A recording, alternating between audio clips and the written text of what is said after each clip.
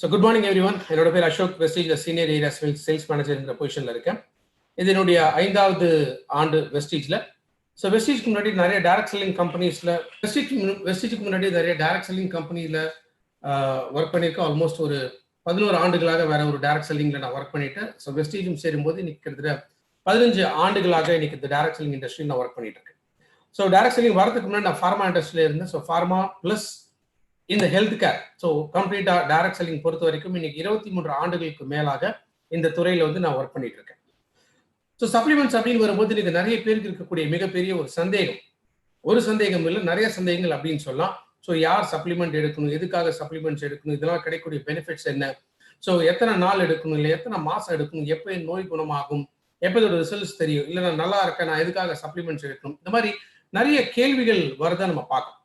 So இது எல்லாத்துக்குமே முதல்ல ஒரு தெளிவு நமக்கு கிடைக்கணும் அப்படின்னா, ஃபர்ஸ்ட் ஆஃப் ஆல் ஹிப்போக்ரட்டிஸ் அப்படிங்கிற இந்த மாமனிதர் இவர் சொன்ன ஒரு கருத்து நம்ம புரியணும். That is wellness. So wellness அப்படிங்கிறது வாழ்நாள் முழுக்க நம்ம ஆரோக்கியமாக வாழணும், எந்த விதமான நோயோ பிரச்சனைகளோ இல்லாமல் நம்ம ஆரோக்கியமாக வாழ வேண்டியது ரொம்ப ரொம்ப அவசியம். அதுதான் உணவே மருந்து, மருந்தே உணவு அப்படின்னு சொல்ல இந்த மாமனிதர் ஹிப்போக்ரட்டிஸ். அப்ப ஏன் இந்த உணவு ரொம்ப ரொம்ப முக்கியம் அப்படின்னு கேட்டீங்கன்னா, உணவுல இருந்தா நம்ம உடலுக்கு தேவைப்படக்கூடிய பலவிதமான ஊட்டச்சத்துக்கள் கிடைக்கும். புரோட்டீன்ஸ் இருக்கலாம், விட்டமின்ஸ் இருக்கலாம், மினரல்ஸ் இருக்கலாம், கார்போஹைட்ரேட்ஸ் இருக்கலாம். இந்த மாதிரி நிறைய ஊட்டச்சத்துக்கள் நம்ம எடுக்கக்கூடிய உணவுல இருந்தா நமக்கு கிடைக்குது. அப்ப இந்த உணவு சரியான முறையில் நமக்கு கிடைக்கல, இந்த ஊட்டச்சத்துக்களோட பற்றாக்குறைகள் இருந்துச்சுன்னா இதுதான் நம்ம உடல்ல பலவிதமான தடுமாற்றங்களை ஏற்படுத்தக்கூடியது. ஞாபக மறதி இருக்கலாம், மூளை சரியாக வேலை செய்யாமல் போகலாம், நரம்பு தளர்ச்சி இருக்கலாம், தலைவலி இருக்கலாம், ஒரு குழப்பம் சூழ்நிலைகள் எப்போதுமே ஏற்படலாம், மசில்ஸ் வீக்னஸ் ஆகலாம். ஸோ இந்த மாதிரி நிறைய பாதிப்புகள் உடம்புக்குள் ஏற்படக்கூடியது. இது காலப்போக்குல இது புற்றுநோயாக மாறலாம், இதயம் சம்பந்தப்பட்ட நோயாக மாறலாம், அல்சைமர் போன்ற நோயாக மாறலாம். ஸோ எத்தனை விதமான நோய்களாக மாறுவதற்கான முக்கியமான ஒரு காரணம் என்ன அப்படின்னு கேட்டீங்கன்னா, அது முழுக்க முழுக்க இந்த ஊட்டச்சத்து பற்றாக்குறை மட்டும்தான். சரி, அப்ப இந்த ஊட்டச்சத்துக்கள் எந்த விதத்துல நமக்கு சப்போர்ட் பண்ணக்கூடியது? முதல்ல பாத்தீங்கன்னா எனர்ஜி அப்படின்னு சொல்றோம். ஏன்னா நம்ம உடம்பு இருக்கு. இப்போ எப்படி நம்ம ஒரு 2 வீலரோ இல்லை காரோ அதுக்கெல்லாம் வந்து பெட்ரோலோ டீசலோ போட்டதான் அந்த வண்டி ஓடுமோ, அதே போல நம்ம உடலுக்கு தேவைப்படக்கூடியது ஒரு ஃபியூயல். அந்த ஃபியூயலுக்கு பேர் தான் என்ன சொல்றோம்? கார்போஹைட்ரேட்ஸ். ஏன்னா இந்த சர்க்கரை, இன்னும் தமிழ்ல சிம்பிளா சொல்லும் அப்படின்னா சர்க்கரை.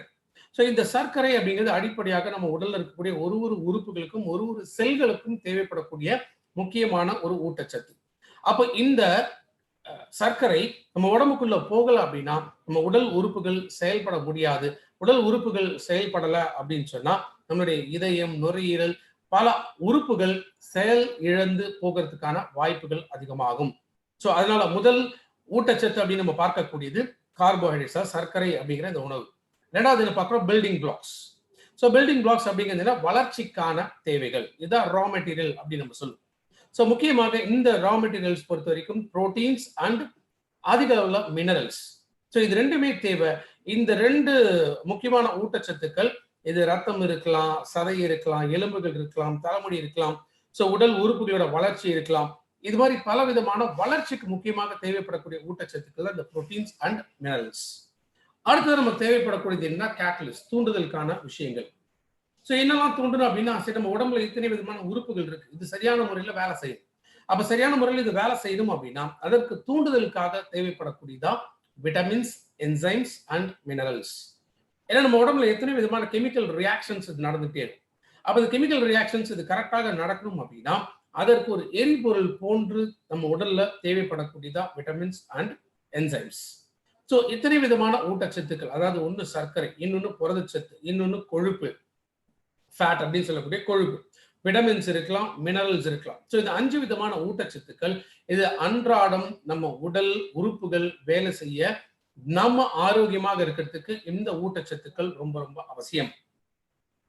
அப்ப இன்னைக்கு உலகமே எதை நோக்கி இருக்குன்னு கேட்டீங்கன்னா இந்த வெல்னஸ் இண்டஸ்ட்ரி அப்படின்னு நம்ம சொல்லுவோம்.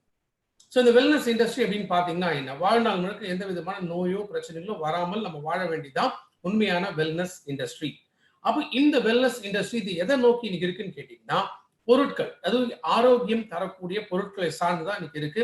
அதுதான் விட்டமின்ஸ் இருக்கு, நியூட்ரிஷன் சப்ளிமெண்ட்ஸ் இருக்கு, ப்ரிவென்டிவ் மெடிசன் இருக்கு, genetic engineering, cosmetic surgery, fitness club, health food products, weight loss products and anti ageing products. So இது 9 விதமான கேட்டகரி. இந்த 9 விதமான கேட்டகரி இதுதான் முக்கியமாக ஆரோக்கியத்தை மேம்படுத்தக்கூடிய பொருட்கள். இன்ஃபேக்ட் இந்த 9 விதமான கேட்டகரியில வெஸ்டீஜ்ல ஏற்கனவே 6 விதமான கேட்டகரியில ப்ராடக்ட்ஸ், ஆரோக்கியத்தை மேம்படுத்தக்கூடிய ப்ராடக்ட்ஸ் வந்து ஆல்ரெடி இதுல இருக்கு. ஸோ இந்த ப்ராடக்ட்ஸ் இது எல்லாமே வாழ்நாள் முழுக்க நம்ம ஆரோக்கியமாக வைத்துக் கொள்வதற்கான முக்கியமான ஒரு பொருட்கள். ஸோ யோசிச்சு பாருங்க, இன்னைக்கு நம்முடைய வியாபாரம் பல மடங்குல இதுல பெருகணும், அதாவது வானமே இல்லை அப்படின்னு சொல்லக்கூடிய அளவுக்கு இந்த வியாபாரம் பெருகிறதுக்காக நமக்கு தேவைப்படக்கூடிய எல்லா விதமான ஊட்டச்சத்துக்கள், பொருட்கள், இந்த ப்ராடக்ட் கேட்டகரிஸ் இது எல்லாமே இன்னைக்கு வெஸ்டீஜ்ல இருக்கு. ஐஸ்பர்க் கான்செப்ட் அப்படின்னு நம்ம சொல்றோம். அதாவது ஒரு பக்கம் நம்ம நோயை தடுக்கிறதுக்கு, நோய் வராமல் தடுக்கிறதுக்கு, வாழ்நாள் முழுக்க ஆரோக்கியமாக நம்ம வாழ்வதற்காக இத்தனை விஷயங்கள் நம்ம பார்த்தோம். பட் உண்மையில இந்த ஐஸ்பர்க் கான்செப்ட் ஆஃப் டிசீஸ் அப்படின்னு நம்ம சொல்றோம். அதாவது ஒரு நோய், இந்த நோய் எப்படி நமக்கு வருது, ஆர் இந்த நோயை பத்தி நம்ம தெரிஞ்சுக்கணும் என்ன விஷயம், இதுதான் இந்த ஐஸ்பர்க் சொல்லுவோம். ஐஸ்பர்க்ங்கிறது என்ன? பனிப்பாறை. ஸோ கடல்ல நம்ம பார்க்கக்கூடிய இந்த பனிப்பாறை, இது மேலாக நம்ம பார்க்கும்போது என்ன ஆகுது, இந்த பனிப்பாறை வந்து ரொம்ப ரொம்ப சின்னதா இருக்கிற மாதிரி தெரியும் இல்லைங்களா? ஸோ கடல் மட்டத்துக்கு மேல நம்ம கண்ணுக்கு தெரியக்கூடிய இந்த பனிப்பாறை ரொம்ப சின்ன அளவுல தான் இருக்கு. பட் உண்மையிலேயே கடல் மட்டத்துல இல்ல கடல்ல இருக்கக்கூடிய பனிப்பாறையோட அளவு இந்த மாதிரி இருக்கும். அப்ப நம்ம கண்ணால பார்க்கக்கூடிய அந்த பனிப்பாறையோட சைஸ் வந்து ரொம்ப ரொம்ப சின்னது. ஸோ நம்ம கண்ணால பார்க்காத அந்த பனிப்பாறையோட இந்த சைஸ் வந்து ரொம்ப ரொம்ப பெருசு. அதுதான் என்ன சொல்றோம், தெரிஞ்சது தெரியாத விஷயங்கள் அப்படின்னு சொல்லுவோம். ஸோ நோன் அப்படிங்கிறது நோய்கள், சர்க்கரை நோய் இருக்கலாம், இதயம் சம்பந்தப்பட்ட நோய் இருக்கலாம், புற்றுநோய் இருக்கலாம், நுரையீரல் சம்பந்தப்பட்ட நோய்கள் இருக்கலாம், ஆர்த்ரைட்டிஸ் போன்ற மூட்டு வலி சம்பந்தப்பட்ட நோய்கள் இருக்கலாம். இது எல்லாமே என்ன அப்படின்னா, இந்த நோய் வந்துருச்சு அப்படின்னு தெரிஞ்ச பிறகு இதுக்காக நம்ம ஒன்னே ஒன்று தான் பண்றோம். என்ன பண்றோம்னா ட்ரீட்மெண்ட். தட் இஸ் சுகர் இருக்கா, இல்ல பிபி இருக்கா, இல்ல ஹார்ட் ப்ராப்ளம் இருக்கா, இல்ல புற்றுநோய் இருக்கா, அப்போ டாக்டர்கிட்ட போறோம். ஸோ டாக்டர்கிட்ட பார்க்குறோம், ட்ரீட்மெண்ட் எடுக்கிறோம், மெடிசன்ஸ் எடுக்கிறோம். ஸோ அதுக்கப்புறம் மெடிசன் லைஃப் லாங் இந்த மெடிசன்ஸோட தான் நம்ம வாழ்க்கையை நம்ம ஓட்டி ஆகணும். அப்ப நம்ம கண்ணுக்கு தெரிஞ்ச விஷயங்கள் என்னன்னா, இந்த நோய்கள் எல்லாமே வந்த பிறகுதான் நமக்கு தெரியும். அதே போல இந்த நோய்கள் வந்த பிறகு அதுக்கான ட்ரீட்மெண்ட் மட்டும்தான் நம்ம எடுக்க முடியும். ஆனா நமக்கு தெரியாத விஷயம், அதாவது கடல் மட்டத்துக்கு கீழே நமக்கு தெரியாத விஷயம் அப்படின்னு நம்ம பார்த்தோம்னா ரூட் காஸ். ரூட் காஸ்ங்கிறது என்ன? இந்த சர்க்கரை நோயோ, இதயம் சம்பந்தப்பட்ட நோயோ, புற்றுநோயோ, நுரையீரல் சம்பந்தப்பட்ட நோய்கள், எத்தனை விதமான நோய்கள், இந்த நோய்கள் எதனால ஏற்படுது, இதுதான் நமக்கு தெரியாத விஷயங்கள். சோ கண்ணுக்கு மேல தெரிஞ்ச விஷயமும் என்ன? ரொம்ப சின்னதுதான். சோ அப்ப இந்த கண்ணுக்கு ரொம்ப சிறிய அளவுல இருக்கக்கூடிய கண்ணுக்கு தெரிஞ்ச இந்த பிரச்சனைகள் இது வந்த பிறகு இதுக்கான ட்ரீட்மெண்ட் அப்படிங்கிறது நம்ம கிடைக்குது. ஆனா இதெல்லாமே எப்படி உருவாகுது அப்படின்னு நம்ம தெரிஞ்சுக்கணும் அப்படின்னா, எஸ் இதுக்காக நம்ம நிறைய ஒரு படிக்கணும், நிறைய இன்ஃபர்மேஷன்ஸ் நமக்கு வேணும். நம்ம ஹெல்த்தை வந்து உண்மையிலேயே பாதுகாக்கணும். அப்ப அவ்வளோ நேரம் அதுல வந்து நம்மளால ஸ்பெண்ட் பண்ண முடியாது. ஆனா ஒரே ஒரு விஷயம் நம்ம கத்துக்கிட்டா போறோம். என்ன அப்படின்னு கேட்டீங்கன்னா ப்ரிவென்ஷன். ஸோ ப்ரிவென்ஷன் அப்படிங்கிறது என்ன? வருமுன் காப்பு. ஒரு பிரச்சனையோ ஒரு நோயோ உடம்புக்குள்ள எப்படி வருது, எதனால வருது, ஏன் வருது அப்படின்னு நமக்கு தெரியலனா கூட பரவாயில்ல. ஆனா இதெல்லாம் வராமல் தடுக்கக்கூடிய விஷயம் இன்னைக்கு நம்ம கையில இருக்கு. அதுதான் ப்ரிவென்ஷன். ஸோ கண்ணுக்கு தெரிஞ்ச அந்த சின்ன அளவுல இருக்கக்கூடிய பிரச்சனைகள், அதாவது ஒரு நோய் வந்த பிறகு இருக்கிறத விட நோய் வராமல் தடுக்க வேண்டியது ரொம்ப ரொம்ப அவசியம். அதனாலதான் prevention is better than cure அப்படின்னு சொல்றாங்க. ஒரு ப்ராப்ளம் வந்தது பிறகு சொல்யூஷன் தேடாம அந்த பிரச்சனை வராமல் தடுக்க வேண்டியது ரொம்ப ரொம்ப அவசியம். பட் இன்னைக்கு உண்மையிலேயே இந்த வெல்னஸ் இண்டஸ்ட்ரி அப்படிங்கிறது எதை நோக்கி இன்னைக்கு போயிட்டு இருக்குன்னு கேட்டீங்கன்னா மெடிசன்ஸ். ஸோ மெடிசன்ஸ் ஒரு சின்ன தலைவலி வந்தா கூட உடனே நம்ம என்ன பண்றோம், போய் மெடிக்கல் ஷாப்ல போயிட்டு ஒரு மெடிசன்ஸ் வாங்கும். இன்ஃபேக்ட் மோஸ்ட்லி மெடிக்கல் ஷாப்ல அப்படின்னு போகும்போது என்ன ஆகுது, அவங்க கொடுக்கக்கூடிய இந்த மெடிசன்ஸ் ரொம்ப ஸ்ட்ராங்கான டோஸ் இருக்கக்கூடிய மெடிசன்ஸ் அவங்க கொடுக்குறாங்க. ஸோ அந்த ஸ்ட்ராங் டோஸ் மெடிசன்ஸ் நம்ம எடுத்தோம்னா என்ன ஆகுது, அது வேற விதமான பிரச்சனைகளை ஏற்படுத்துது. அதனால்தான் Indian drugs and cosmetics act அப்படின்னு சொல்றோம். ஸோ இந்த ஆக்ட் படி கிட்டத்தட்ட 328 விதமான fixed dose combination. So fixed dose combination இப்போ டயபெட்டிஸ் இல்லை ஹார்ட் ப்ராப்ளம் இந்த மாதிரியான நோய்கள் இருக்கும் பொழுது அப்போ சில காம்பினேஷன் ஆஃப் ட்ரக்ஸ் கொடுப்பாங்க வேகமாக குறைக்கணும் அப்படிங்கிறதுக்காக. But Indian drugs and cosmetics act படி இந்த மெடிசன்ஸ் இது எல்லாமே தடை பண்ணியிருக்காங்க. பட் இருந்தாலும் இன்னைக்கும் மார்க்கெட்ல இந்த மெடிசன்ஸ் விற்பனை ஆகிட்டு தான் இருக்கு. டாக்டர்ஸ் இந்த மெடிசன்ஸை பிரிஸ்கிரைப் பண்ணிட்டு தான் இருக்காங்க.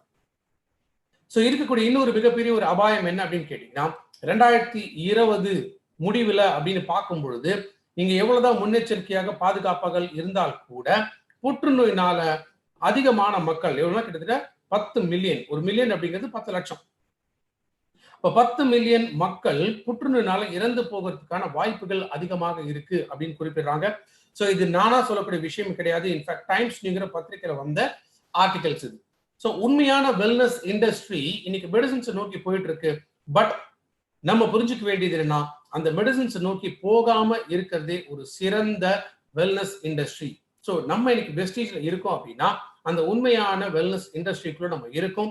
அப்ப கட்டாயம் இன்னைக்கு நம்ம கிடைக்கக்கூடிய சப்ளிமெண்ட்ஸ் இதெல்லாமே நம்ம உடல் ஆரோக்கியத்தை மேம்படுத்தக்கூடிய சப்ளிமெண்ட்ஸாக நம்ம பார்க்கணும்.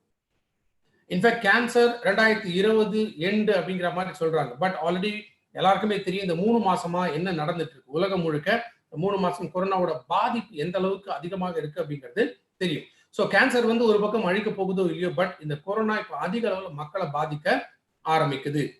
அப்போ மெடிக்கல் மருத்துவ வசதிகள் அப்படின்னு நம்ம பார்த்தோம்னா இந்தியாவில் இருக்கக்கூடிய நிலைமை என்னன்னு கேட்டீங்கன்னா 100 நோயாளிக்கு ஒரு டாக்டர். இதான் இந்தியாவில் இருக்கக்கூடிய நிலைமை. அப்ப 100 நோயாளிக்கு ஒரு டாக்டர் அப்படின்னா அந்த டாக்டர் யாருக்கு இன்னைக்கு வந்து இம்பார்ட்டன்ஸ் கொடுப்பார்? இன்ஃபேக்ட் யார் பணம் செலவு பண்ண தயாரா இருக்காங்களோ அவங்களுக்காக மட்டும்தான் மருத்துவம் அப்படிங்கிற சூழ்நிலை இன்னைக்கு இருக்கு. அப்ப சராசரியாக சாமானியமான ஒரு மக்களுக்கு வந்து இன்னைக்கு மருத்துவம் இல்லை அப்படிங்கிறது தான் இருக்கக்கூடிய உண்மை. இன்ஃபேக்ட் ரீசெண்டா கவர்மெண்ட் வந்து இப்ப பிரைவேட் ஹாஸ்பிட்டல்ஸும் கொரோனா பேஷண்ட்ஸை அட்மிட் பண்ணலாம், அவங்களுக்கு ட்ரீட்மெண்ட் கொடுக்கலாம் அப்படின்னு அனௌன்ஸ் பண்ணியிருக்காங்க. யோசிச்சு பாருங்க, ரொம்ப சிம்பிள். இப்ப கொரோனா பாதிப்பு இருந்து டெஸ்ட் பண்ணி நீங்க பிரைவேட் ஹாஸ்பிட்டல்ல அட்மிட் ஆனீங்கன்னா மினிமம் 4 lakhs ஸ்பெண்ட் பண்ணி ஆகும். அதாவது வென்டிலேட்டர் ஃபெசிலிட்டி இல்லாமல் இருக்கிறதுக்கு 4 லட்சம் ரூபாய். வென்டிலேட்டர் ஃபெசிலிட்டி வந்து நம்ம யூஸ் பண்ணோம் அப்படின்னா 6 லட்சம் ரூபாய். இன்ஃபேக்ட் எனக்கு இத்தனை நாள் வந்து கொரோனா அப்படிங்கிற ஒரு பெரிய பயம் அப்படிலாம் எனக்கு கிடையாது. ஏன்னா நான் நிறைய வந்து நான் சப்ளிமெண்ட்ஸ் நான் எடுத்துட்டு இருக்கேன். அதனால இது பெருசா நான் வந்து எனக்கு பாதிப்பு இல்லை. பட் இப்பதான் ஒரு பயமே வந்திருக்கு. என்ன அப்படின்னா இந்த கொரோனானால நமக்கு இந்த பிரச்சனை வருமோ இல்லையோ, பட் இந்த கொரோனா வந்து ஹாஸ்பிட்டல் அட்மிட் ஆனோம்னா நம்ம 4 லட்சம் ரூபாவோ இல்லை 5 லட்சம் ரூபாவோ இல்லை 6 லட்சம் ரூபாவோ இன்னைக்கு லட்சக்கணக்கில் பணம் செலவு பண்ண வேண்டிய ஒரு சூழ்நிலை ஏற்படுது. அப்ப கஷ்டப்பட்டு நம்ம சம்பாதிச்சு சேர்த்து வச்சிருக்கக்கூடிய பணம் எல்லாம் ஜஸ்ட் லைக் தட் இன்னைக்கு ஃபுல்லா காலியா. அப்போ இது வராமல் தடுத்துக்க வேண்டியது ரொம்ப ரொம்ப அவசியம். அதனால தான் என்னோட ட்ரைனிங் ஹெல்த் கேர் ப்ராடக்ட்ஸ் நான் ஸ்டார்ட் பண்றதுக்கு முன்னாடி சில விஷயங்கள் நான் தெளிவுபடுத்தி தான் நான் ஆரம்பிப்பேன். அதுல முக்கியமாக இந்த 2 கேள்விக்கான பதில் தான் பொதுவாக என்னோட ட்ரைனிங்ஸ்ல இருக்கும். அதாவது ஹூ ஷுட் டேக், யார் சப்ளிமெண்ட் எடுக்கணும், 2வது வை ஒன் ஷுட் டேக், எதுக்காக சப்ளிமெண்ட்ஸ் எடுக்கணும். ஸோ இந்த 2 கேள்விக்கான பதில் கிடைச்சிச்சு அப்படின்னா நம்ம திரும்ப நோய் பக்கம், நோயாளிகள் பக்கம் இந்த மாதிரி நம்ம போக வேண்டிய அவசியம் இருக்காது. ஆரோக்கியத்தை மேம்படுத்த வேண்டியது எவ்வளவு முக்கியம் அப்படிங்கிறதான் நம்ம புரிஞ்சுக்க போறோம். ரைட். ஊட்டச்சத்து பற்றாக்குறையினால ஏற்படக்கூடிய பிரச்சனைகள் இன்னைக்கு அதிகமாக இருக்கு.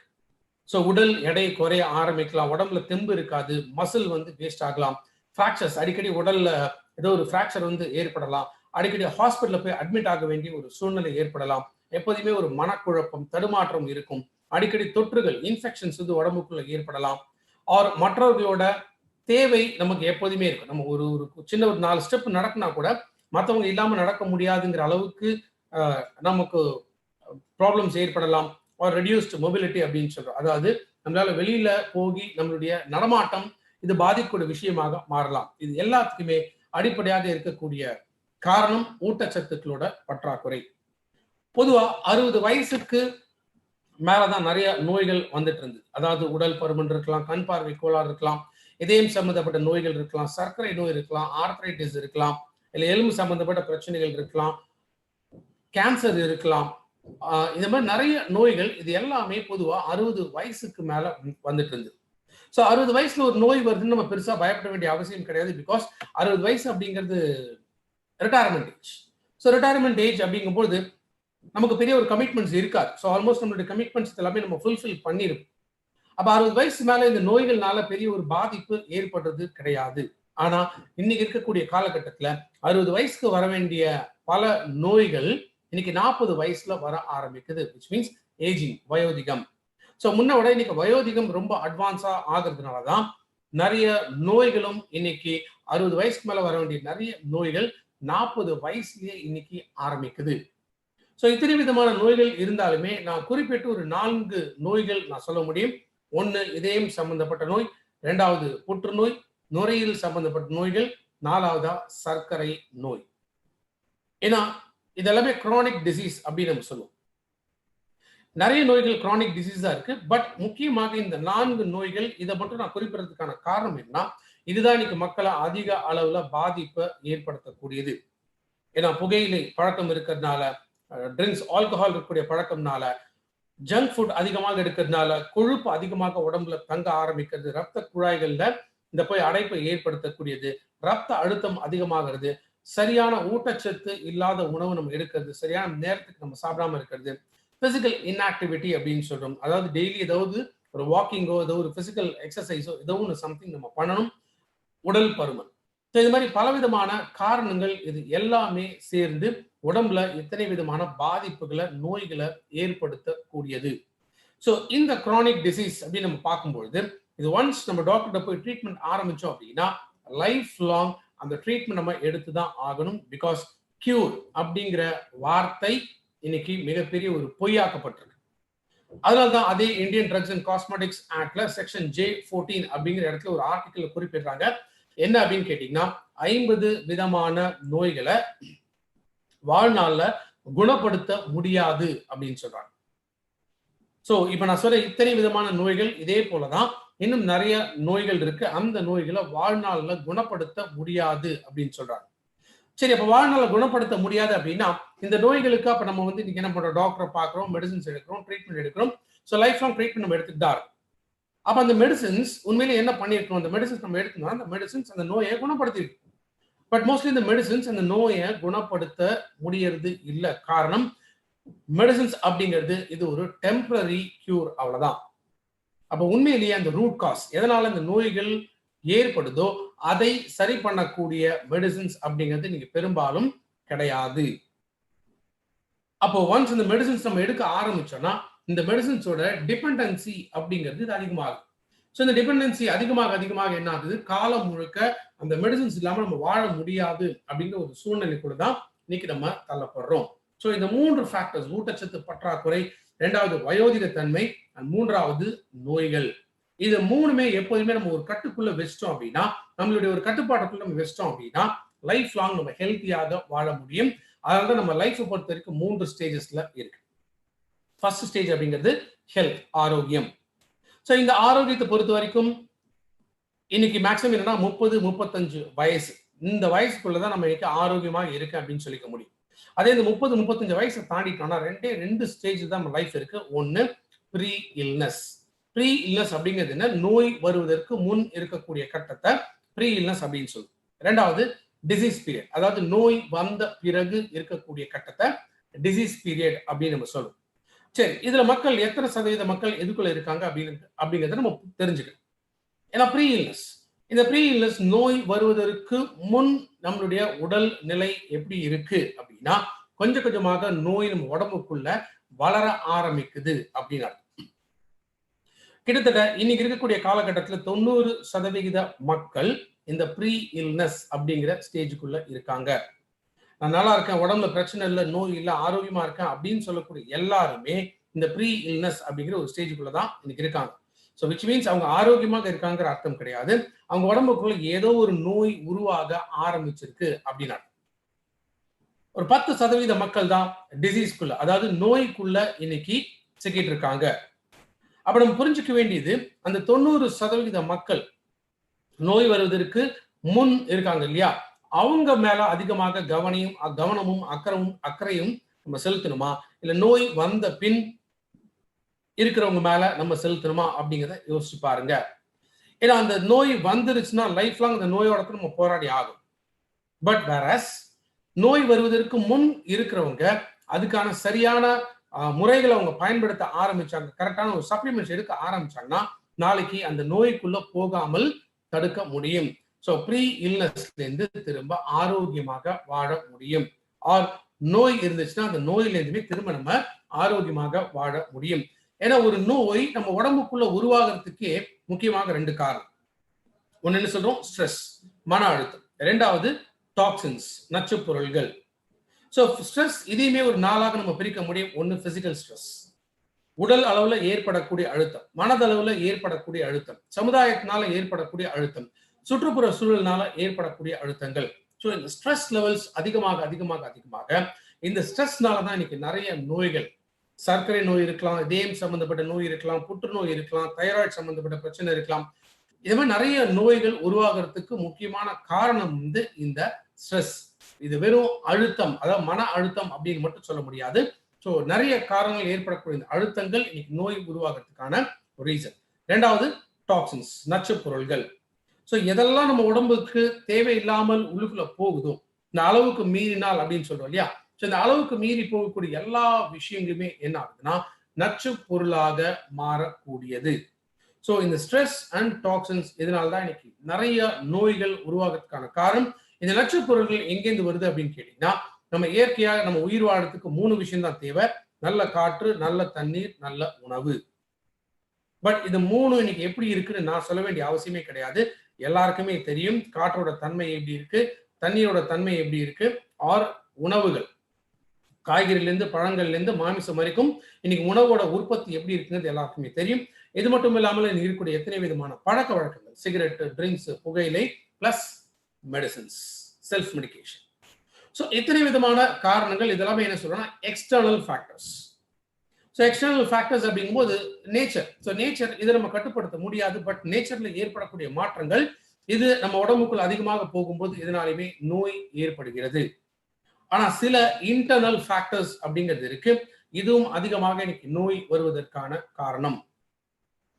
தட் மீன்ஸ் ஃபர்ஸ்ட் திங், சரியான உணவு இல்லாததா. ஒரு சமச்சீரான போஷாக்கான உணவு அப்படிங்கிறது நமக்கு தேவை. ஆனா பெரும்பாலும் இன்னைக்கு உணவு இதற்கு ஒரு பெரிய இம்பார்ட்டன்ஸ், முக்கியத்துவம் வந்து நம்ம கொடுக்கறது கிடையாது. அப்ப இந்த ஊட்டச்சத்துக்களோட பற்றாக்குறைகள் அன்றாடம் நம்ம உடம்புக்குள் அதிகமாயிட்டே வருது. ஸோ இந்த பற்றாக்குறையினாலுமே எத்தனை விதமான நோய்கள் உருவாகக்கூடியது. ரெண்டாவது செடென்டரி லைஃப் ஸ்டைல் அப்படின்னு சொல்றோம். ஸோ இந்த 2 படத்துல எப்படி இருந்தனா எப்படி ஆயிட்டேன் அப்படிங்கிற மாதிரி. ஸோ ஆரம்பத்துல நம்ம எல்லாமே நல்லா தான் இருந்திருக்கும். பட் இது படிப்படியாக நம்ம லைஃப் ஸ்டைல் மாற மாற மாற மாற என்ன ஆகுதுன்னா உடல் பருமன் அதிகமாகுது. பிகாஸ் உடல் பருமன் அதிகமானாலும் பெரும்பாலான நோய்கள் வருவதற்கான காரணமாக மாறக்கூடியது. அடுத்தது ரெஸ்ட், உறக்கம். ஒரு நாளைக்கு குறைஞ்சது 7 to 9 மணி நேரம் நம்மளுடைய உறக்கம் இருக்கணும். அந்த உறக்கம் அப்படிங்கிறதுல ஆழ்ந்த உறக்கமாக இருக்கு. படுத்தமா அடுத்த செகண்ட்ல சில பேர்லாம் பாத்தீங்கன்னா தூங்கிடுவாங்க.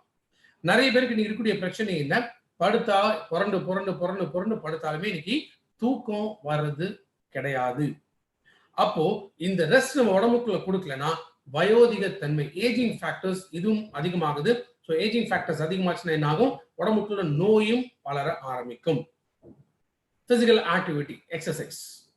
ஸோ குறைஞ்சது ஒரு நாளைக்கு என்ன சொல்றாங்க, ஒரு 1/2 மணி நேரம் பிரிஸ்க் வாக்கிங், நல்ல கையும் காலும் வேகமா ஆடிட்டு ஒரு 1/2 மணி நேரமாவது நம்ம நடக்கணும். ஸோ வேற எந்த எக்ஸசைஸ் நம்ம ஏன்னா பிகாஸ் இப்போ என்ன ஆயிடுச்சு, ஜிம்ல இருந்து எல்லாமே இப்போ ஷடவுன் தான். ஸோ எங்கேயுமே இப்போ நம்ம போக முடியாது. வாக்கிங் போகலாம், அட்லீஸ்ட் வெளியில வாக்கிங் போக முடியலன்னா கூட வீட்டு மேல இடம் இருந்துச்சுன்னா இல்லை வீட்டை சுத்தியோ நம்ம வாக்கிங் பண்றதுனால என்ன ஆகுது, உடம்புல இருக்கக்கூடிய கெட்ட கொழுப்பு குறைச்சி நல்ல கொழுப்பு அதிகமாகும். ஸோ பல விதமான நோய்கள் வராமல் தடுக்க முடியும். ஸோ இன்னைக்கு உடல்ல நோய்கள் வருவதற்கு அந்த ரூட் காஸ் அப்படின்னு சொல்றோம் இல்லையா, அந்த ரூட் காஸ்ங்கிறது இதுதான். இந்த ஃபேக்டர்ஸ் பிளஸ் இந்த ஃபேக்டர்ஸ் இது எல்லாமே சேர்றதுனாலதான் இன்னைக்கு நம்ம உடம்புக்குள்ள நோய் வளர ஆரம்பிக்குது.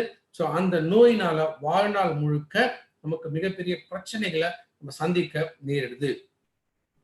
அப்போ நம்ம லைஃபை பொறுத்த வரைக்கும் 2 ஸ்டேஜ் தான் சொன்னேன். ஒன்னு ப்ரீ இல்னஸ், இன்னொன்னு டிசீஸ். அதாவது நோய் வருவதற்கு முன் அப்படிங்கிற ஒரு ஸ்டேஜ், இல்லைன்னா நோய் வந்த பின் அப்படிங்கிற ஒரு ஸ்டேஜ். ரைட். இப்போ ஒரு நோய் வந்துருச்சுன்னா என்ன மாதிரியான பாதிப்புகள் இருக்கும்? இன்னைக்கு ஒரு நோய் வந்துருச்சுன்னா ஃபர்ஸ்ட் நம்ம டாக்டர் கிட்ட தான் போறோம், டாக்டர்கிட்ட பார்க்குறோம், ட்ரீட்மெண்ட் எடுக்கிறோம், மெடிசன்ஸ் எடுக்கிறோம். ஸோ மெடிசன்ஸ் லைஃப் லாங் நம்ம மெடிசன்ஸ் எடுத்துட்டு தான் இருக்கும். அப்ப தொடர்ந்து நம்ம இந்த மெடிசன்ஸ் எடுக்கிறதுனால என்ன ஆகுதுன்னா நம்ம உடம்புல இருக்கக்கூடிய இயற்கையான நோய் எதிர்ப்பு சக்தி காணாம போயிடும். ஸோ மெடிசன் எடுத்தா தான் இனிமேல் இந்த உடல் வேலை செய்யுங்கிற அளவுக்கு மெடிசன்ஸ் வந்து நம்மள அடிமையாக்க மாற்ற ஆரம்பிக்கும். ஸோ அது மட்டும் இல்லாமல் இத்தனை விதமான மெடிகேஷன்ஸ் எடுக்கிறதுனால இதனால் ஏற்படக்கூடிய பக்க விளைவுகள் இதுவும் அதிகமாகிறதுனால்தான் உலகம் முழுக்க என்ன சொல்றாங்க, ஒரு நாளைக்கு 2,25,000 பேர் ஹாஸ்பிட்டல் போறதுனால இறந்து போறாங்க. யார் குறிப்பிடுறாங்கன்னா American Medical Association. So hospital இருக்கக்கூடிய தவறான மருத்துவ முறைகள்னால, தவறான சிகிச்சைனால, தவறான மருந்துகள்னால, சுற்றுப்புற சூழல் பாதிப்புகள், முறையாக மெயின்டெனன்ஸ் பண்ணாம இருக்கக்கூடிய காரணங்களால, இந்த மாதிரி எத்தனை விதமான காரணங்கள்னால கிட்டத்தட்ட 2,25,000 பேர் ஹாஸ்பிட்டல் போறதுனால இறந்து போயிட்டு இருக்காங்க. அப்ப என்ன ஆகுது, இன்னைக்கு ஏதோ ஒரு விதத்துல நம்ம உடல் சரியானா போறோம் அப்படிங்கிற ஒரு சூழ்நிலையில இன்னைக்கு மக்கள் ஒரு மருத்துவ முறையில நிக்கிறது கிடையாது. சில நாள் இங்கிலீஷ் மெடிசின்ஸ் எடுப்பாங்க, அதுல இருந்து ட்ரீட்மெண்ட் ரிசல்ட்ஸ் கிடைக்கலையா அப்படின்னா உடனே ஆயுர்வேதாவுக்கு போவாங்க, கொஞ்ச நாள் சித்தால இருப்பாங்க, கொஞ்ச நாள் ரேக்கி போவாங்க, யுனானி போவாங்க. ஸோ எத்தனை விதமான மருத்துவ முறைகள் மாற மாற மாற மாற மாற ரெண்டு விஷயம் காணாம போகுது. ஒண்ணு, உடம்புல இருக்கக்கூடிய நோய் எதிர்ப்பு சக்தி இது காணாம போகும். ரெண்டாவது, நம்ம சேமிப்பு கையில இருக்கக்கூடிய பணம் இதுவும் காணாமல் போகும். ஸோ மோஸ்ட்லி வீட்டில் இருக்கிற வரைக்கும் நம்ம நேரத்துக்கு சரியாக மெடிசன்ஸ் நம்ம எடுப்போம். பட் அதே நம்ம வெளியில டிராவல் அப்படின்னு நம்ம போக ஆரம்பிச்சிட்டோம் அப்படின்னா ஸோ சரியான நேரத்துக்கு நம்ம மெடிசன்ஸ் எடுக்கிறது இல்லை. அப்போ ஒன்ஸ் எப்போ நம்ம உடல் இந்த மெடிசன்ஸோட டிபெண்டன்சி அதிகமாகுது, நம்ம மெடிசன் எடுக்காத பொழுது என்ன ஆகும்னா இன்னும் அந்த டிட்டோரியேஷன் தேய்மானம் அதிகம் ஆகுது. அது மட்டும் இல்ல, இன்னைக்கு இத்தனை விதமான ட்ரீட்மெண்ட். ஏன்னா ஒரு சர்க்கரை நோய் வந்து சில மாசம் குறைஞ்சது 2,000 3,000 நம்ம பணம் செலவு பண்ணி ஆகணும் மெடிசன்ஸ் வாங்குறது. அப்ப என்ன ஆகுது, ஒன்ஸ் இந்த நோய் வரும்போது மாதாந்திர பட்ஜெட்ல இந்த நோய்க்காக நம்ம பணம் எடுத்து வைக்க வேண்டிய சூழ்நிலை ஏற்படும். ஏன்னா இன்னைக்கு இருக்கக்கூடிய ட்ரீட்மெண்ட்டோட செலவுகள், இந்த செலவுகளும் முன்ன விட இன்னைக்கு அதிகமாயிட்டே வருது. ஸோ இதனாலுமே ஒரு நோய் வந்துருச்சுன்னா பாதிப்புகள் அதிகம் ஆகுது. அதாவது முக்கியமாக பொருளாதார பாதிப்பு இது அதிகமாகும். ஸோ நான் இப்ப சொன்னேன் இல்லைங்களா, ஒரு கொரோனா வந்துச்சுன்னா இப்ப பிரைவேட் ஹாஸ்பிட்டல் போயிட்டீங்கன்னா எனக்கு எத்தனை லட்சம் எடுத்து செலவு பண்ணியாங்க. லைக் ஒரு ஹார்ட் ஆப்ரேஷன் பண்றதுக்கு செலவு பண்ற மாதிரி நீங்க கொரோனா ட்ரீட்மெண்ட்டுக்காக இன்னைக்கு நம்ம செலவு பண்ணி ஆகும். ஸோ 5 லட்ச ரூபா இல்ல 4 லட்ச ரூபா நம்ம பணம் செலவு பண்றது ஒரு நல்ல டிசிஷனா, இல்ல அந்த கொரோனா பாதிப்பு வராமல் தடுக்கிறது நல்ல டிசிஷனாங்கிறத யோசிப்பாரு. ஸோ ஒரு நோய் வந்துருச்சுன்னா எப்ப நம்முடைய பொருளாதாரம் அதிகமாக பாதிக்குதோ அப்போ ஒரு நோய் வரத்துக்கு முன்னாடி இருக்கிறவங்களுக்கு என்ன மாதிரியான பாதிப்பு. ஏன்னா இதுதான் என்ன சொல்றோம், இந்த ப்ரீ இல்னஸ் அப்படிங்கிறது இன்குபேஷன் பீரியட். ஸோ இன்குபேஷன்ங்கிறது என்ன, ஒருத்தருக்கு எப்போ நோய் வரும், எந்த வயசுல நோய் வரும், எந்த மாதிரியான நோய் வரும், ஸோ யாருக்கு எப்போ எந்த வயசுல எப்படி எந்த மாதிரி நோய் வருங்கிறது யாராலுமே உணர முடியாது. ஆனா நம்ம உடம்புக்குள்ள நோய் கொஞ்சம் கொஞ்சமா வளர ஆரம்பிக்குது. இந்த கொரோனா மாதிரி தான். ஏன்னா சிம்டம்ஸே அவ்வளவு சீக்கிரத்துல தெரியாது. ஸோ கொஞ்சம் கொஞ்சமா அது நம்ம உடம்புல டெவலப் ஆகுது. அது ஆல்மோஸ்ட் ஒரு முத்தக்கூடிய ஸ்டேஜ்ல இந்த பிரெத்லெஸ்னஸ், அதாவது மூச்சு திணறல் இருக்கலாம், உடம்பு பாடி ஹீட் வந்து அதிகமாகலாம், ஸோ கண்ணில் எரிச்சல் இருக்கலாம். இந்த மாதிரி சிம்டம்ஸ் தெரிய ஆரம்பிக்கும் போது தான் நம்ம அதுக்கப்புறம் டெஸ்ட் பண்ணியே பார்க்குறோம். பட் பை த டைம் நம்ம டெஸ்ட் பண்ண போகும்பொழுது அந்த நோய் இன்னும் முத்த ஆரம்பிச்சிருக்கும். ஸோ எப்போ உடம்புக்குள்ள இந்த நோய் எதிர்ப்பு சக்தி குறைய ஆரம்பிக்குதோ அப்போ நோயோட தாக்கம் உடம்புக்குள்ள அதிகம் ஆகுது. அதனாலதான் இந்த ப்ரீ இல்னஸ் பீரியட். ஸோ இந்த ப்ரீ இல்னஸ் பீரியட்ல உடல் நமக்கு பலவிதமான அறிகுறிகளை காமிச்சிட்டு வருது. அடிக்கடி மயக்கம் ஏற்படலாம், பசி இருக்காது, சாப்பிட பிடிக்காது, சரியான தூக்கம் வராது, உடம்புல அங்கங்க சின்ன சின்ன கட்டிகள் வர ஆரம்பிக்கலாம், உடல் எடை குறைய ஆரம்பிக்கலாம், தலைமுடி கொட்ட ஆரம்பிக்கலாம், முடி கால்கள் வந்து வீக் ஆகலாம், இந்த அடர்த்தி டென்சிட்டி இது வந்து குறைய ஆரம்பிக்கலாம். இதெல்லாம் நான் சொல்றேன் முதல் கட்ட அறிகுறிகள். ஸோ இந்த முதல் கட்ட அறிகுறிகள் இது இருக்கும்போதே இதற்கான சரியான ஒரு தீர்வை நம்ம உடம்புக்குள்ள கொடுத்துட்டோம்னா பிரச்சனை இல்லை. அப்போ இந்த தீர்வு நம்ம உடம்புக்குள்ள கொடுக்காம விட்டோம்னா அடுத்து என்ன ஆகுதுன்னா 2ஆம் கட்டத்துக்கு போக ஆரம்பிக்கும். அதாவது லிவர் டேமேஜ் ஆக ஆரம்பிக்கலாம், கிட்னி டேமேஜ் ஆக ஆரம்பிக்கலாம், உடம்புல ஒரு உறுப்புகள் படிப்படியாக டேமேஜ் ஆக ஆரம்பிக்கலாம். ஸோ இந்த 2வது ஸ்டேஜுமே நமக்கு ஒரு அலார்மிங்கான சிச்சுவேஷன். பிகாஸ் இப்போ உடல் உறுப்புகள் இது கொஞ்சம் கொஞ்சமா டேமேஜ் ஆக ஆரம்பிச்சுன்னா என்ன ஆகும், பாராலிசிஸ். ஸோ கை கால் இழுத்துட்டு பெட்ல படுத்து கிடக்கிறது மட்டும் பாராலிசிஸ் கிடையாது. எப்போ நம்ம வேலையை நம்மளால செஞ்சுக்க முடியாம அடுத்தவங்க உதவியை நம்ம நாட ஆரம்பிக்கிறோமோ அதுவே பாராலிசிஸ் தான். ஸோ இந்த சூழ்நிலையில் இது அதிகமாகும்போது என்ன ஆகும், கடைசியில மரணம். ஸோ இந்த மரணம் இந்த ஸ்டேஜுக்கு நம்ம போறதுக்கு முன்னாடியுமே இப்ப நம்ம பார்க்கக்கூடிய எத்தனை விதமான சூழ்நிலைகள் இருந்தாலுமே சரி, இந்த ஒரு சூழ்நிலைகள் ஏற்படும் பொழுது இதற்காக நம்ம அதிகமாக பணம் செலவு பண்ண வேண்டிய ஒரு கட்டாயம் ஏற்படும். ஸோ நோய் வருவதற்கு முன் இருந்தாலும் சரி, இல்ல நோய் வந்த பின் இருந்தாலும் சரி, அடிப்படையாக பாதிக்கக்கூடியது நம்மளுடைய பொருளாதாரம். யோசிச்சு பாருங்க, இன்னைக்கு 40 வயசுல இருக்கக்கூடிய ஒரு நபர் இப்ப அவர் வேலைக்கு போனா தான் அந்த குடும்பத்தை காப்பாற்ற முடியும் அப்படின்னு இருக்கக்கூடிய அந்த நபர் வேலைக்கு போனா தான் சம்பாதிச்சாதான் அந்த குடும்பத்தை காப்பாற்ற முடியும் அப்படிங்கிற சூழ்நிலை இருக்கக்கூடிய ஒரு நபர் திடீர்னு ஐசியூல கொண்டு போய் அட்மிட் பண்ண வேண்டிய ஒரு சூழ்நிலை ஏற்பட்டுச்சுன்னா என்ன ஆகுங்கிறத பாருங்க. இன்ஃபேக்ட் ரீசெண்டா நான் பார்த்தேன், ஒரு 10 நாள்ல என்னுடைய 2 க்ளோஸ் ஃப்ரெண்ட்ஸ், என்னை விடவும் வயசு கம்மி, 2 பேரும் திடீர்னு சடன் மேசிவ் ஹார்ட் அட்டாக் வந்து ஐசியூல போய் அட்மிட் ஆனாங்க. ஒரு 10 நாள். இப்ப இந்த 10 நாளுக்குள்ள அதுல ஒருத்தர் ஆன்ஜியோ அது இதுன்னு பண்ணி தப்பிச்சிட்டாரு, ஸ்டண்ட் வச்சாங்க, ஸோ அதுல தப்பிச்சுக்கிட்டாரு. பட் இன்னொருத்தர் வந்து காப்பாற்ற முடியல, இறந்துட்டார். என்னை விடவும் இன்னும் ரொம்ப சின்ன வயசு. ஸோ அப்ப யோசிச்சு பாருங்க, கஷ்டப்பட்டு நம்ம சேர்த்த பொருளாதாரம், பணம், இது மட்டும் நம்ம இழக்கிறதில்ல, ஒரு உயிரே இந்த இடத்துல காணாமல் போகுது. அப்போ ஒரு நோய் வரத்துக்கு முன்னாடி இருந்தாலும் சரி, நோய் வந்த பின் இருந்தாலும் சரி, அடிப்படையாக பாதிக்கக்கூடிய நம்மளுடைய பொருளாதாரம். இப்போ கையில சேமிப்பு இருந்தா சேமிப்பு வச்சு நம்ம செலவு பண்ண முடியும். இப்போ கையில சேமிப்பு இல்லை அப்படின்னா கடன் வாங்கியாச்சு நம்ம செலவு பண்ணி தான் ஆகணும். ஏன்னா ஐசியூல போய் திடீர்னு அட்மிட் ஆனோம்னா குறைஞ்சு 3 லட்சம் ரூபாய் 4 லட்சம் ரூபாய் இன்னைக்கு நம்ம செலவு பண்ணி தான் ஆகணும். அப்போ ஒரு தனி நபருக்காக நம்மளுடைய சேமிப்பு கரைய ஆரம்பிக்குது, இல்ல கடன் வாங்கி அதுக்காக நம்ம செலவு பண்ண ஆரம்பிச்சோம் அப்படின்னா அப்போ ஒரு குடும்பத்துடைய நிலைமை என்ன ஆகுங்கிறத யோசிச்சு பாருங்க. ஏன்னா ஒரு தனி நபருக்கு ஏற்படக்கூடிய பாதிப்பு அந்த குடும்பத்தையே பாதிக்கக்கூடிய விஷயமாக மாற ஆரம்பிக்கலாம். அப்ப இன்னைக்கு நான் நல்லா இருக்க, உடம்புல பிரச்சனை இல்லை, நோய் இல்லைன்னு ஆரோக்கியமா தான் இருக்கேன் அப்படின்னு சொல்லக்கூடிய எல்லாருமே வாழ்நாள் முழுக்க அதே ஆரோக்கியத்தோட அவங்க வாழணும்னா அதற்கு இன்னைக்கு நம்ம கையில் இருக்கக்கூடியது ஒன்னே ஒன்றுதான், தட் இஸ் செல்ஃப் கேர். நம்ம உடலுக்கு நம்ம கொடுக்கக்கூடிய பாதுகாப்பு.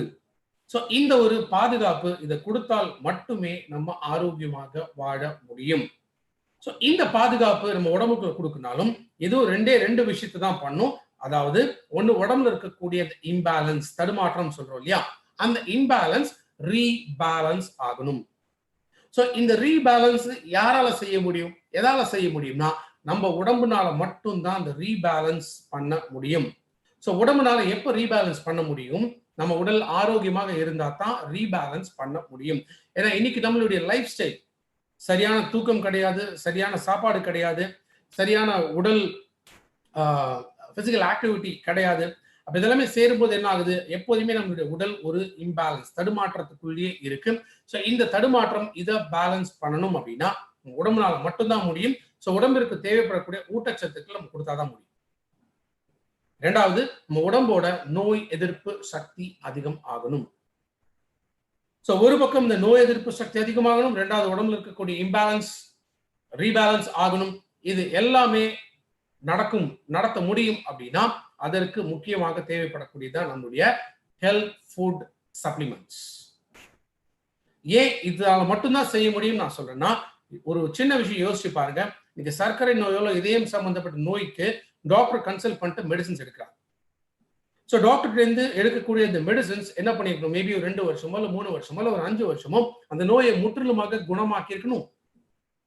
அது ஆகலையே, லைஃப் லாங் அந்த மெடிசன்ஸ் அவங்க எடுத்துட்டு தானே இருக்காங்க. ஸோ எப்போ அந்த மெடிசன்ஸ்னால அந்த நோயை குணப்படுத்த முடியாத காரணம் மெடிசன்ஸ், இன்னைக்கு இருக்கக்கூடிய மாடர்ன் மெடிசன்ஸ், அந்த மெடிசன்ஸ்க்கு உடம்புல இருக்கக்கூடிய நோய் எதிர்ப்பு சக்தியும் அதிகமாக்க முடியாது. 2வது உடம்புல இருக்கக்கூடிய இம்பேலன்ஸை ரீபேலன்ஸும் பண்ண முடியாது. அப்ப இன்னைக்கு நான் நல்லா இருக்க, உடம்புல பிரச்சனை இல்லை, நோய் இல்லை அப்படின்னு நினைக்கிறவங்க வாழ்நாள் முழுக்க அதே ஆரோக்கியத்தோட அவங்க வாழணும்னா அதற்கு இன்னைக்கு நம்ம கையில் இருக்கக்கூடியது ஒரே ஒரு சொல்யூஷன். பிரஸ்டீஜ்ங்கிற இந்த நிறுவனம் நம்ம கொடுத்திருக்கிற solution, that is cellular nourishment therapy. So cellular nourishment therapy அப்படிங்கிறது நம்ம உடம்புக்குள்ள கோடிக்கணக்கான அணுக்கள் இருக்கு. ஸோ தோராயமாக சொல்ல 63 trillion cells. So million into million, அதான் ட்ரில்லியன். அப்போ 63 லட்சம் கோடி கணக்கான அணுக்கள் நம்ம உடம்புக்குள்ள இருக்கு. ஸோ இந்த அணுக்களுக்கு தான் இந்த ஊட்டச்சத்துக்கள் அவசியம். அப்ப இந்த ஊட்டச்சத்துக்கள் இந்த அணுக்களுக்குள்ள போய் சேரலன்னா தான் நிறைய பிரச்சனைகள் உடம்புக்குள்ள ஏற்படுது. காரணம், இப்படிதான் நம்ம உடலே உருவாகும். ஒரு சிங்கிள் செல் அப்படின்னு சொல்ற இந்த சிங்கிள் செல் கோடிக்கணக்கான அணுக்களாக மாறும்போது திசுக்கள், டிஷ்யூவாக மாறும். இந்த திசுக்கள் உடல் உறுப்புகளாக மாறக்கூடியது. இந்த உடல் உறுப்புகள் ஒரு சிஸ்டம் கிரியேட் ஆகுது. ஸோ அந்த சிஸ்டம் படிதான் நம்ம பாடி ஃபங்க்ஷன்ஸ் ஆகுது. இது எல்லாமே சேர்ந்துதான் முழு மனித உடல். ஸோ அப்ப இந்த உடல் ஆரோக்கியமாக இருக்கணும்னா நம்ம உடம்புல இருக்கக்கூடிய செல்கள் ஆரோக்கியமாக இருக்கும். செல்கள் பழுதடைய ஆரம்பிச்சிச்சுன்னா நம்ம ப்ரீ இல்னஸ் அப்படிங்கிற ஸ்டேஜுக்குள்ள நுழைய ஆரம்பிக்கும். அதாவது நோய் உடம்புக்குள்ள கொஞ்சம் கொஞ்சமா வளர ஆரம்பிக்குது அப்படிங்கிறது அர்த்தம். இதே செல்கள் இறந்து போச்சுன்னா நம்ம உடம்புக்குள்ள நோய் வந்துச்சுன்னு அர்த்தம். அப்ப இந்த செல்கள் இத ப்ரீ இல்னஸ்ல இருந்தோ இல்ல டிசீஸ் ஃபேஸ்ல இருந்து நம்ம தடுக்கணும்னா செல்களை எப்போதுமே ஆரோக்கியமாக வச்சிருக்கணும். ஸோ அந்த செல்களை நம்ம ஆரோக்கியமாக வச்சிருக்க முடியும்னா அதற்கும் ஒரே ஒரு சக்தி தான் இருக்கு. அதுதான் இந்த 4 பில்லர்ஸ். ஸோ இந்த 4 தூண்கள், இந்த 4 தூண்கள் நமக்கு சொல்லக்கூடிய விஷயம் என்னன்னு கேட்டீங்கன்னா, முதல் தூண் ப்ரிவென்ஷன், வருமுன் காப்போம். ஸோ ஒரு பிரச்சனை வந்த பிறகு அதுக்கான ஒரு சொல்யூஷன்ஸ் நம்ம தேடி போகாம பிரச்சனை வராமல் தடுக்க வேண்டியது ரொம்ப ரொம்ப அவசியம். அதனால இந்த ஐஸ்பர்க் கான்செப்ட் நான் சொன்னேன். இரண்டாவது நச்சுத்தன்மை நீக்கம். நம்ம உடம்புல கோடி கணக்காக நச்சுத்தன்மைகள், நச்சு பொருள்கள் நம்ம உடம்புக்குள்ள போய்கிட்டே இருக்கு. ஸோ இந்த நச்சு பொருள்கள் உடம்பு விட்டு வெளியேறும், அன்றாடம் வெளியேறும். எப்படி நம்ம டெய்லி நம்ம குளிக்கிறோமோ அதே போலதான் என் உடம்புக்குள்ள வெளியில இருக்கக்கூடிய அழுக்கு இதை வந்து நம்ம சோப் போட்டு கழுவிடலாம். ஆனா உடம்புக்குள்ள இருக்கக்கூடிய அழுக்கு இதை எப்படி நம்ம கழுவ முடியும்? பிகாஸ் அது வெளியில போகிறதுக்கு நமக்கு ஒரு மீடியா வேணும். மூன்றாவது தூண் சமச்சீர் நிலை, அதாவது நார்மலைசேஷன். ஏன்னா நம்ம உடல் எப்போதுமே ஒரு இம்பேலன்ஸ்குள்ளேயே இருக்கு. அப்ப நம்ம உடல் அந்த இம்பேலன்ஸ்ல இருந்து திரும்ப ரீபேலன்ஸ் ஆகணும்னா மூன்றாவது தூணான நார்மலைசேஷன், இந்த பில்லர் இது ரொம்ப ரொம்ப அவசியம். ஸோ ஒன்னு நோய் எதிர்ப்பு சக்தி வேணும், இரண்டாவது உடம்புல இருக்கக்கூடிய நச்சு பொருட்கள் வெளியேறணும், மூன்றாவது நம்ம உடல் எப்போதுமே ஒரு பேலன்ஸுக்கு மாறணும். இந்த 3 தூண்கள் இது சரியாக நடக்கணும்னா ஒரே ஒரு தூணால் தான் முடியும். தட் இஸ் சப்ளிமெண்டேஷன், அதாவது ஊட்டச்சத்துக்கள். ஸோ நோய் எதிர்ப்பு சக்தி, இரண்டாவது நச்சுத்தன்மை உடம்புல இருந்து வெளியே போகணும், மூன்றாவது பேலன்ஸ், பாடியோட பேலன்ஸ் கிடைக்கணும், நான்காவது ஊட்டச்சத்துக்கள் பற்றாக்குறை நிவர்த்தி பண்ற நம்ம எடுக்கக்கூடிய ஊட்டச்சத்துக்கள் ரொம்ப ரொம்ப அவசியம். ஸோ இந்த 4 தூண்கள், இந்த 4 தூண்கள் ஒரு நாளும் நம்ம உடம்புக்குள்ள போகணும். அதே போல வாழ்நாள் முழுக்க இந்த சப்ளிமெண்ட்ஸ் ஆர் இந்த 4 தூண்கள் இது நமக்கு ரொம்ப ரொம்ப அவசியம். ஸோ இந்த 4 தூண்கள் இது வரைக்கும் நான் சொல்ல விஷயங்கள் இது எல்லாமே உங்களுக்கு தெளிவா புரிஞ்சிருக்கு அப்படின்னா இந்த 4 தூண்களுக்குள்ளதான் நம்மளுடைய ஃபுட் சப்ளிமெண்ட்ஸ் அப்படிங்கிற இத்தனை விதமான பொருட்கள் இதுல இருக்கு. ஸோ இந்த ஹெல்த் ஃபுட் சப்ளிமெண்ட்ஸ் இத்தனை ப்ராடக்ட்ஸ் இது எல்லாருமே யார் எடுக்கணும் அப்படின்னு கேட்டீங்கன்னா, நான் நல்லா இருக்கேன், உடம்புல பிரச்சனை இல்லை, நோய் இல்லை அப்படின்னு யாரெல்லாம் சொல்றாங்களோ அவங்க முதல்ல எடுக்க வேண்டியதுதான் இந்த ஹெல்த் ஃபுட் சப்ளிமெண்ட்ஸ். இன்னும் சிம்பிளா சொல்லணும்னா மூச்சு விடுற எல்லாருமே, மூச்சு விட ஆசைப்படுற எல்லாருமே எடுக்க வேண்டிய ப்ராடக்ட்ஸ் அதுதான் இந்த ஹெல்த் ஃபுட் சப்ளிமெண்ட்ஸ். ரைட். அந்த 90%, இந்த 90% ப்ரீ இல்லஸ்ல இருக்கக்கூடிய நபர்கள் அவங்க முதல்ல ஆரம்பிக்க வேண்டிய சப்ளிமெண்ட்ஸ். அண்ட் இந்த ஒரு 10% நோய் வந்த பிறகு இருக்கிறவங்க அவங்க முதல்ல ஸ்டார்ட் பண்ண வேண்டியதான் இந்த ஆயுசாந்தே products. So food supplements, health food supplements plus ஆயுசாந்தே ப்ராடக்ட்ஸ் இது எல்லாமே சேர்ந்து தான் நம்மளுடைய ஹெல்த் ஃபுட் சப்ளிமெண்ட்ஸ் அப்படிங்கிற கேட்டகரிக்குள்ள வரக்கூடிய பொருட்கள். ஸோ இத்தனை விதமான பொருட்களோட தயாரிப்பு, இதனால கிடைச்ச ரிசல்ட்ஸ், இன்னைக்கு வெஸ்டீஜ்ல 2 கோடி பேருக்கு மேல இன்னைக்கு இணைஞ்சிருக்காங்க அப்படின்னா நம்மளுடைய ப்ராடக்ட்ஸ் இது முக்கியமான ஒரு காரணம். அதனால்தான் 2 வருஷமா தொடர்ந்து ஏபிபி நியூஸ் சேனலோட இந்த அவார்ட் பெஸ்ட் நியூட்ராசெட்டிக்கல் கம்பெனி வெஸ்டீஜ் அப்படிங்கிறது 2017 2018 இந்த 2 வருஷம் தொடர்ந்து நமக்கு இந்த சர்டிபிகேஷன் கொடுத்தாங்க. ரைட். இந்த இடத்துல நான் ஒரு விஷயத்தை தெளிவுபடுத்துறேன். ஏன்னா சில பேர் கேட்பாங்க, நீங்க சப்ளிமெண்ட்ஸ் பத்தி பேசும்போதே கேட்பாங்க, டாக்டரை கன்சல்ட் பண்ணாம இந்த ப்ராடக்ட்ஸை நான் சாப்பிட முடியாது அப்படின்னு சொல்லுவாங்க. சில பேர் என்ன சொல்லுவாங்க, ஏற்கனவே நான் வந்து மெடிசன்ஸ் எடுத்துட்டு இருக்கிறேன், அப்ப இந்த மெடிசன்ஸ் ஸ்டாப் பண்ணிட்டு நான் சப்ளிமெண்ட்ஸ் எடுத்துட்டுமா அப்படின்னு சில பேர் கேட்கலாம். ஆர் மேபி சில பேர் வந்து அந்த மாதிரி அட்வைஸ் பண்ணலாம். இந்த 2 கேள்விக்கான விளக்கம் இப்ப நான் கொடுக்க போறேன். ரைட். நம்ம எதுக்காக அவார்ட் நமக்கு கொடுத்திருக்காங்க? பெஸ்ட் நியூட்ராசெட்டிக்கல் கம்பெனி அப்படிங்கிற அவார்ட் நம்ம கொடுத்திருக்காங்க. இப்ப நியூட்ராசெட்டிகல்ஸ்னா என்ன? நியூட்ராசெட்டிகல்ஸ் அப்படிங்கிறது முழுக்க முழுக்க ஊட்டச்சத்துக்கள். நம்ம உடம்புல இருக்கக்கூடிய ஒரு அணுக்களுக்கும் தேவைப்படக்கூடிய ஊட்டச்சத்துக்கள் இதை கொடுக்கக்கூடியதான் இந்த நியூட்ராசெட்டிக்கல் அப்படிங்கிற ப்ராடக்ட் ரேஞ்ச். இதற்கு இன்னொரு பக்கம் அப்படின்னு பாத்தீங்கன்னா பார்மசூட்டிகல்ஸ். பார்மசூட்டிகல் அப்படிங்கிறது மெடிசின்ஸ். ஸோ அந்த மெடிசன்ஸை பொறுத்த வரைக்கும் இது எல்லாமே என்ன சொல்லலாம், சைட் ஸ்பெசிஃபிக். சைட் ஸ்பெசிஃபிக்னா ஒரு குறிப்பிட்ட பிரச்சனைக்கு மட்டும்தான் போய் வேலை செய்யும். அண்ட் முழுக்க முழுக்க எல்லாமே கெமிக்கல்ஸ். ஸோ இது சைட் ஸ்பெசிஃபிக்காக இருக்கு மெடிசன்ஸ். இரண்டாவது, நிறைய சைடு எஃபெக்ட்ஸ், பக்க விளைவுகளும் அதனால ஏற்படக்கூடியது. ஸோ நியூட்ராசெட்டிகல்ஸ்ங்கிறதுனா உடம்பு முழுக்க எல்லா செல்கள்லையும் போய் வேலை செய்யும்.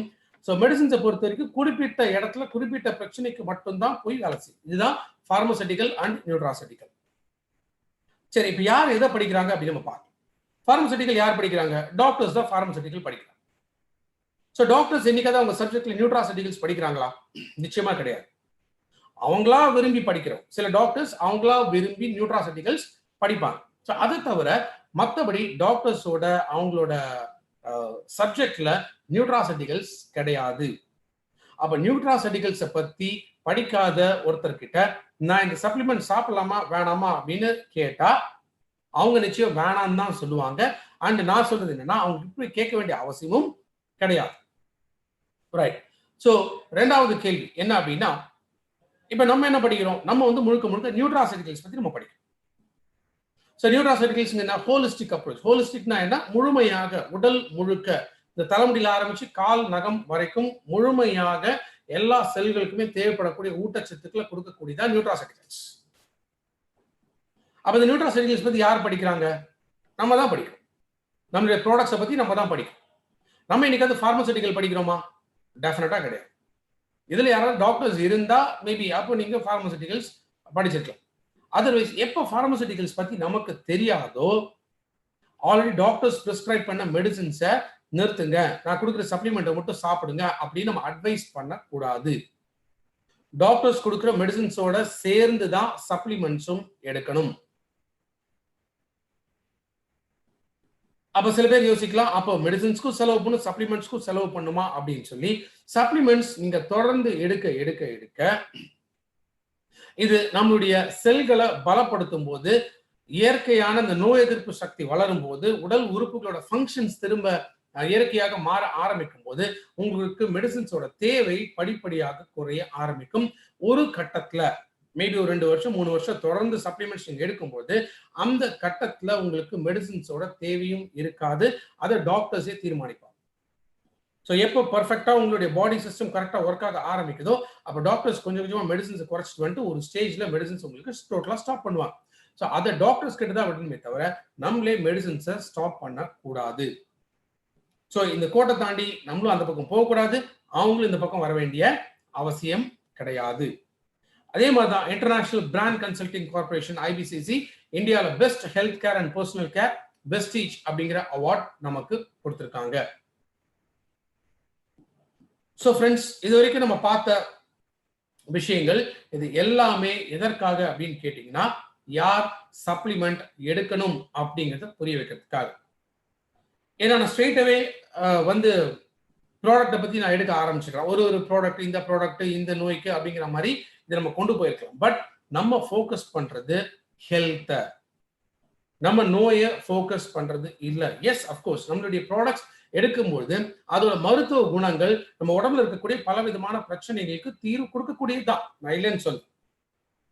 பட் அட் சேம் டைம் நம்ம நோயை மட்டுமே ஃபோக்கஸ் பண்ணக்கூடாது. பிகாஸ் நம்ம பார்க்கக்கூடிய கஸ்டமர் அவங்க கேட்கக்கூடிய எத்தனை விதமான கேள்விகளுக்கு நம்மளால பதில் சொல்ல முடியாது. ஏன்னா நம்ம டாக்டர் கிடையாது.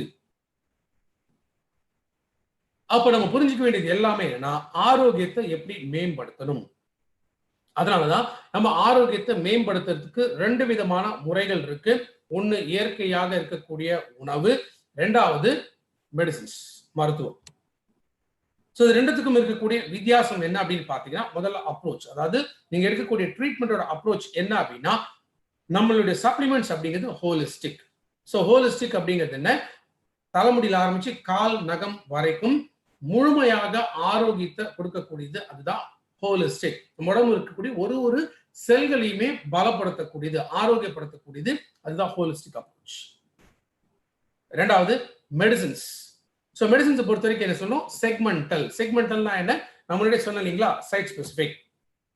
தலைவலிக்குதா, மாத்திரை போட்டீங்கன்னா தலைவலியில மட்டும் தான் போய் கேட்கும். கை கால் குடைச்சல் இருக்கு, வலி இருக்கா, மாத்திரை போட்டீங்கன்னா கை கால் குடைச்சல் மட்டும்தான் அது போய் வேலை செய்யும். ஏன்னா அந்த கெமிக்கல்ஸ் டிசைன் பண்ணப்பட்டது அந்த மாதிரிதான். இரண்டாவது ஃபோக்கஸ், அதாவது எதை நோக்கி வேலை செய்யும். சப்ளிமெண்ட்ஸ் அப்படிங்கிறது இது முழுக்க முழுக்க ஆரோக்கியத்தை நோக்கி வேலை செய்யும். ஆனா மெடிசின்ஸ்ங்கிறது நோயை நோக்கி போய் வேலை செய்யும். மெத்தட், முறை, என்ன மாதிரியான முறை?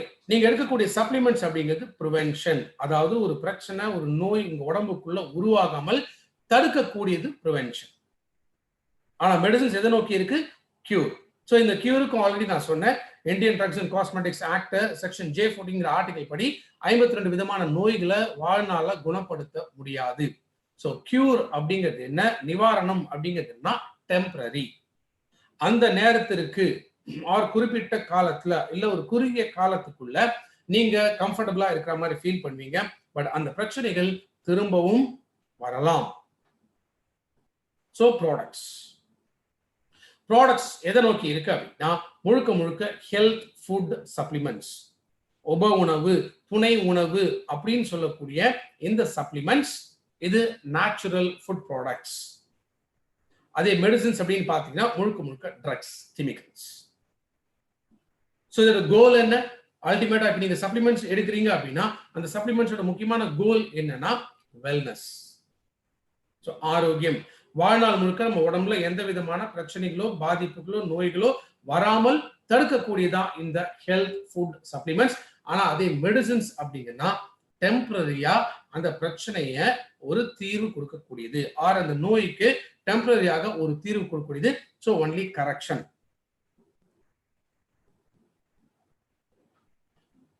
ஸோ ஜென்ரலா நம்மளுடைய உடல் உறுப்புகள், இந்த உடல் உறுப்புகள் இதுக்குள்ள ஒரு டேமேஜ் ஏற்பட்டுச்சுன்னு வச்சுங்களேன், அதுல இருந்து திரும்ப ரெக்கவர் ஆகுறதுங்கிறது அவ்வளவு ஈஸியான காரியம் இல்லை. என்னதான் மெடிசின்ஸோ ட்ரீட்மெண்ட்டோ எல்லாமே நம்ம எடுத்தால் கூட திரும்ப பழையபடி மாற முடியாது.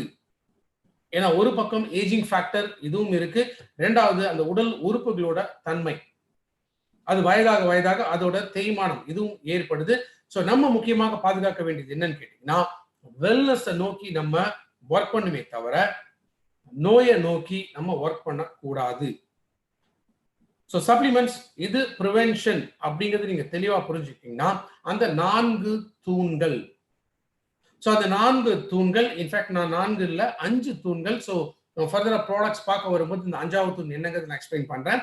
ஸோ இந்த 4 தூண்கள் ஒரு நாளும் நம்ம உடலுக்கு தேவை, வாழ்நாள் முழுக்க நம்ம உடலுக்கு தேவை.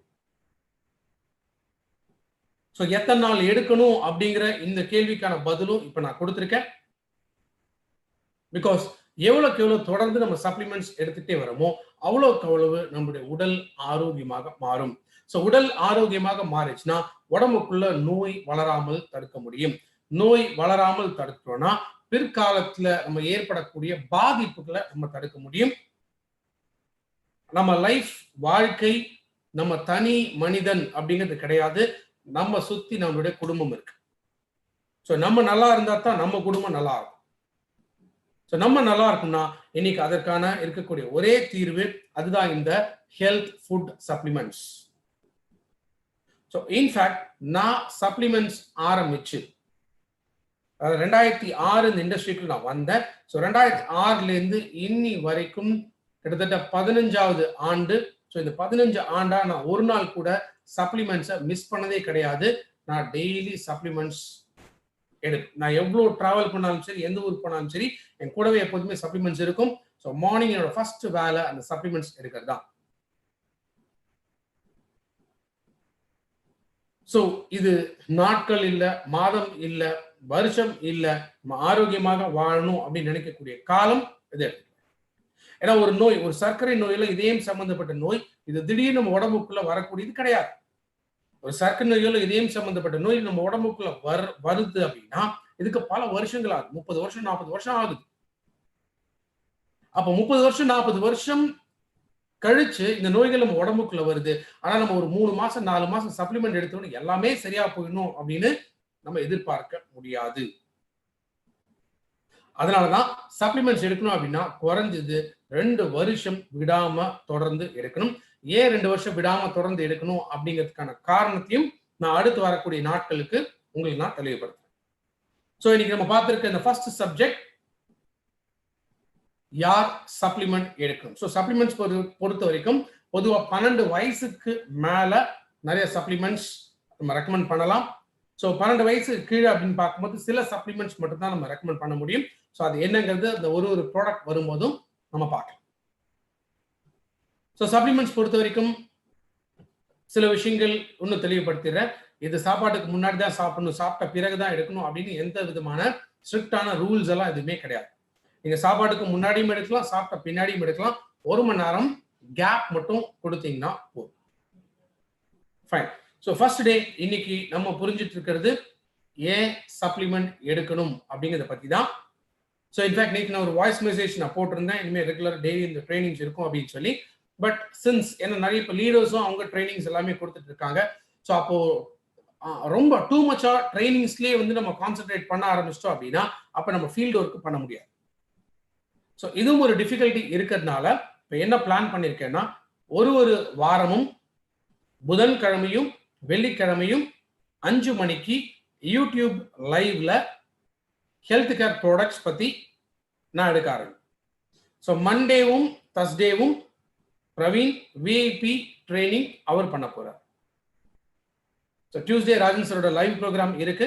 அப்போ ஒருத்தரோட ப்ரோக்ராம் இன்னொருத்தர் கிளாஷ் ஆகாம ஸ்ட்ரீம்லைண்டா இது கொண்டு போகலாம் அப்படிங்கிறதுனால இந்த மாதிரி ஒரு அரேஞ்ச்மெண்ட்ஸ் பிளான் பண்ணியிருக்கோம்.